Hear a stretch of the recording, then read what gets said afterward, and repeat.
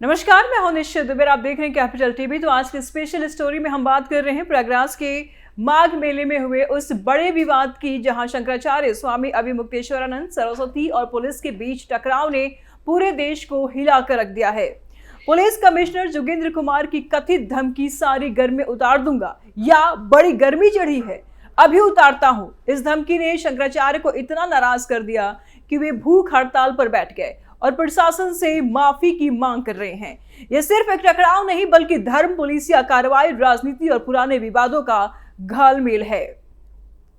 आज हम इस पूरे मामले को खंगालेंगे कि अब तक क्या हुआ है, क्या क्या हुआ, किसने क्या बयान दिया, क्या कुछ कार्रवाइयां हुई, विपक्ष क्या चाहता है, क्यों अखिलेश इस मुद्दे पर इतना जोर दे रहे हैं, शंकराचार्य अभिमुक्तेश्वरानंद के कंधे से किसको गिराना चाहते हैं अखिलेश, क्या चुनावी लाभ लेना चाहते हैं अखिलेश यादव।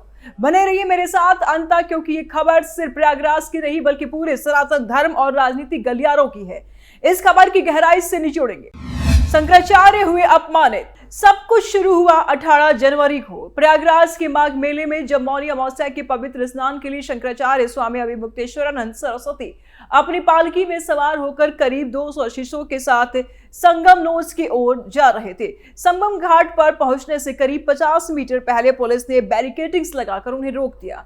पुलिस का कहना था कि यह इलाका नो व्हीकल जोन है और भीड़भाड़ के चलते स्टैंपिंग का खतरा हो सकता है। शंकराचार्य ने पैदल जाने से इनकार कर दिया, क्योंकि ये उनकी परंपरा का हिस्सा था। जैसे कि वो कहते हैं, राशि स्नान पालकी में होता है। बहस बढ़ी और पुलिस कमिश्नर जोगेंद्र कुमार मौके पर पहुंचे।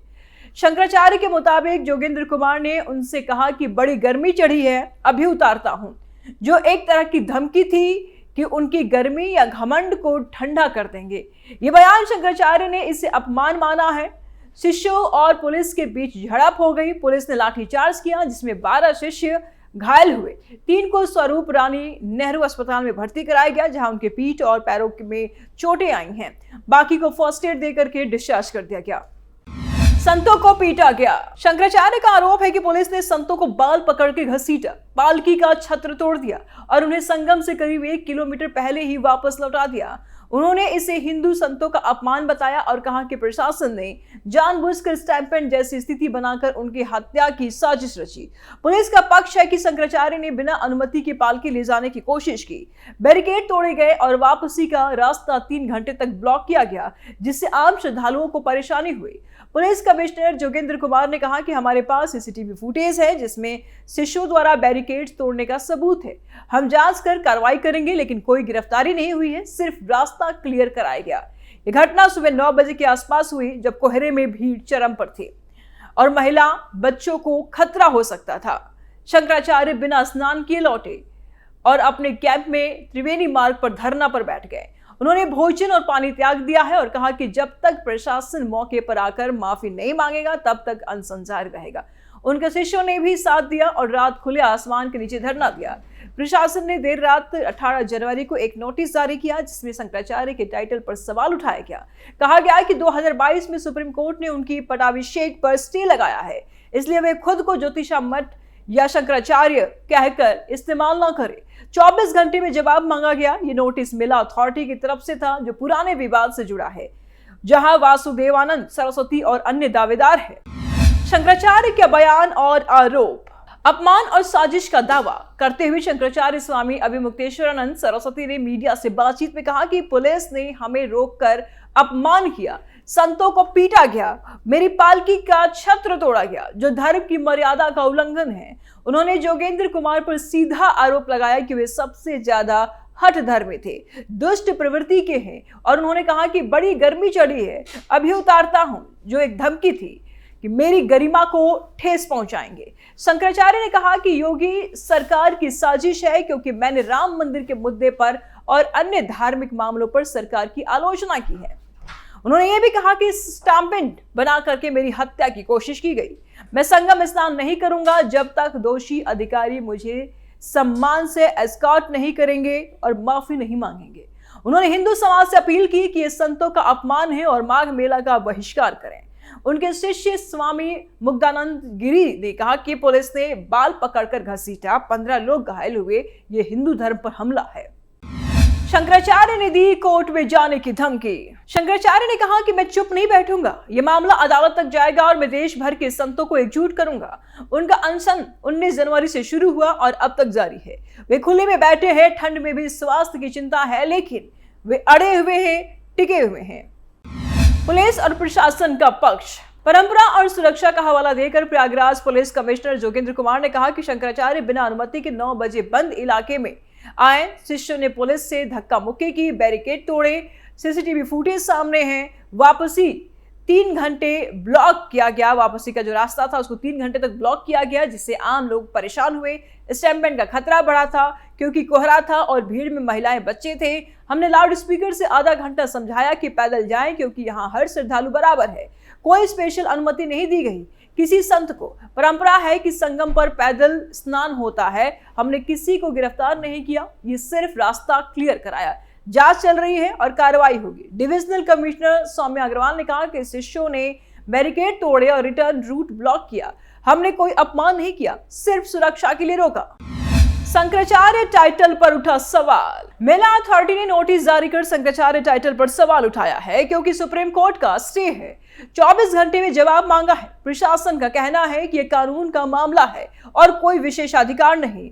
अब तक की कार्रवाइयां पर भी अगर नजर डालें तो जांच, नोटिस और धरना घटना के बाद पुलिस ने सीसीटीवी फुटेज से जांच शुरू की। 450 कैमरे वाली महिला इलाके की फुटेज देखी जा रही है। कोई गिरफ्तारी नहीं हुई, लेकिन मिसबिहेवियर पर एक्शन जरूर होगा। घायलों को अस्पताल में इलाज मिला। शंकराचार्य का धरना 18 जनवरी से शुरू हुआ, 19 को अनशन हुआ, 20 और अब तक जारी है। वे त्रिवेणी मार्ग पर कैंप के बाहर बैठे हैं, शिष्य साथ हैं। मेला अथॉरिटी ने 18 जनवरी रात नोटिस जारी किया। टाइटल पर बवाल भी हुआ। शंकराचार्य ने जवाब नहीं दिया और अभी तक राजनीतिक हलचल बढ़ी है। अखिल भारत हिंदू महासभा ने मेरठ में बैठ करके विरोध किया और एक्शन की मांग की। कोई बड़ा प्रदर्शन नहीं हुआ, लेकिन सोशल मीडिया पर यह जमकर वायरल हो रहा है। शंकराचार्य के हैं विवादों से पुराना नाता। स्वामी अभिमुक्तेश्वरानंद पहले से ही बवाली है और इनकी पुरानी घटनाएं देखें तो ये ज्योतिष पीठ के दावेदार है। 2017 में पटाभिषेक हुआ, लेकिन 2020 में सुप्रीम कोर्ट में चैलेंज। 2022 में स्टे लग गया। वासुदेवानंद सरस्वती भी दावा करते हैं। पहले राम मंदिर ट्रस्ट पर चांदी का ईंट दान का विवाद भी उठा। उन्होंने कहा कि ट्रस्ट में चोर है, सरकार की आलोचना की। 2024 में भी माघ मेले में अन्य शंकराचार्यों के साथ स्नान किया, लेकिन विवाद नहीं हुआ। वे स्वामी स्वरूपानंद सरस्वती के शिष्य हैं, जिनकी 2022 में मौत के बाद इस पद पर दावा किया जाने लगा। राजनीतिक रूप से सक्रिय हैं, विपक्षी पार्टियों से करीबी भी देखी जाती है। खासतौर पर कांग्रेस और सपा से जुड़ाव इनके काफी नजदीक नजर आते हैं। शंकराचार्य के कंधे से विपक्ष का निशाना। शंकराचार्य अभिमुक्तेश्वरानंद पहले से ही राम मंदिर ट्रस्ट पर चांदी के ईंट दान के मुद्दे पर सरकार की आलोचना करते रहे हैं। उन्होंने ट्रस्ट में चोर होने का आरोप लगाया था और धार्मिक मामलों में बीजेपी की नीतियों पर सवाल उठाते रहे। ऐसे में अखिलेश उनके कंधे से बंदूक चलाकर बीजेपी को हिंदू विरोधी या संतों का अपमान करने वाली पार्टी के रूप में पेश करना चाहते हैं। मतलब शंकराचार्य के अपमान का मुद्दा उठाकर वे योगी सरकार की धार्मिक छवि पर हमला कर रहे हैं, क्योंकि यूपी में राजनीति धर्म के इर्द गिर्द घूमती है। बीजेपी ने राम मंदिर और हिंदुत्व को अपना बड़ा हथियार बनाया, लेकिन अगर संत ही सरकार के खिलाफ बोले तो ये बीजेपी के वोट बैंक में सेंध लगा सकता है। अखिलेश जानते हैं कि शंकराचार्य का समर्थन करके वे उन हिंदू वोटर्स को अपनी तरफ खींच सकते हैं जो बीजेपी की कथित अहंकार या प्रशासनिक शक्ति से नाराज है। खासकर ब्राह्मण और अन्य ऊपरी जातियों के वोटर्स जो धार्मिक संतों का सम्मान करते हैं। यह मुद्दा बीजेपी को बैकफुट पर ला सकता है, क्योंकि अगर सरकार संतों का अपमान कर रही है तो हिंदुत्व की छवि भी धूमिल हो सकती है और अखिलेश इसी कमजोरी का फायदा उठा रहे हैं। शंकराचार्य के जरिए हिंदू वोटर्स पर दाव। अब सवाल ये उठ रहा है कि क्या ये चुनावी लाभ के लिए कर रहे हैं अखिलेश यादव?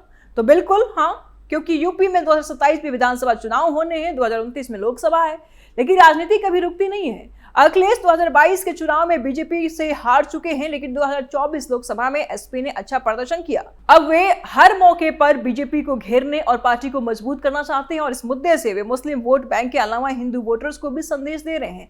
सपा हिंदू हितों की रक्षा करती है, जबकि बीजेपी सिर्फ दिखावा करती है। उनके कहने के अनुसार विपक्ष नेता जैसे कांग्रेस के पवन खेड़ा और प्रियंका गांधी भी इसमें कूदे हैं, लेकिन अखिलेश सबसे आगे है क्योंकि यूपी उनका गढ़ है। हालांकि विडंबना यह है कि 2015 में अखिलेश की ही सरकार में प्रयागराज में इसी शंकराचार्य पर लाठीचार्ज हुई थी, लाठियां बरसाई गई थी, लाठियों से पीटा गया था इनको। तब वे चुप थे, लेकिन अब बीजेपी को घेरने के लिए पुरानी बातें भूल गए हैं। ये दिखाता है कि राजनीति में अवसरवाद कितना बड़ा रोल प्ले करता है। कुल मिलाकर के अखिलेश इस मुद्दे पर जोर देकर योगी सरकार को गिराना, कमजोर करने की कोशिश कर रहे हैं। शंकराचार्य के कंधे से बीजेपी पर गोली चला रहे हैं। और हाँ, चुनावी लाभ तो साफ नजर आ रहा है, क्योंकि ऐसे मुद्दे वोटरों की भावनाओं को भड़काते हैं, विपक्ष को मजबूत बनाते हैं। ये राजनीति का खेल है जहां धर्म और सत्ता का मिश्रण हमेशा विवादास्पद रहता है। और प्रयागराज माघ मेले का यह विवाद केवल पुलिस और शंकराचार्य के टकराव तक सीमित नहीं है, बल्कि इसमें धर्म, सत्ता, प्रशासनिक शक्ति और चुनावी राजनीति आपस में गुत्थी हुई दिखती है। एक और सुरक्षा और कानून व्यवस्था का सवाल है, तो दूसरी तरफ संतों की परंपरा और सम्मान का मुद्दा। शंकराचार्य अभिमुक्तेश्वरानंद ने इसे अपने अपमान और साजिश के रूप में पेश किया, जबकि प्रशासन नियमों की दुहाई देता रहा। विपक्ष, खासकर अखिलेश यादव ने इसे सरकार को घेरने का अवसर बना लिया, इसको हथियार की तरह यूज कर रहे हैं। साफ है कि यह विवाद आस्था से ज्यादा राजनीति की दिशा तय करता नजर आ रहा है। तो कैपिटल टीवी के स्पेशल स्टोरी में फिलहाल इतना ही। आगे की अपडेट के लिए देखते रहिए कैपिटल टीवी। नमस्कार।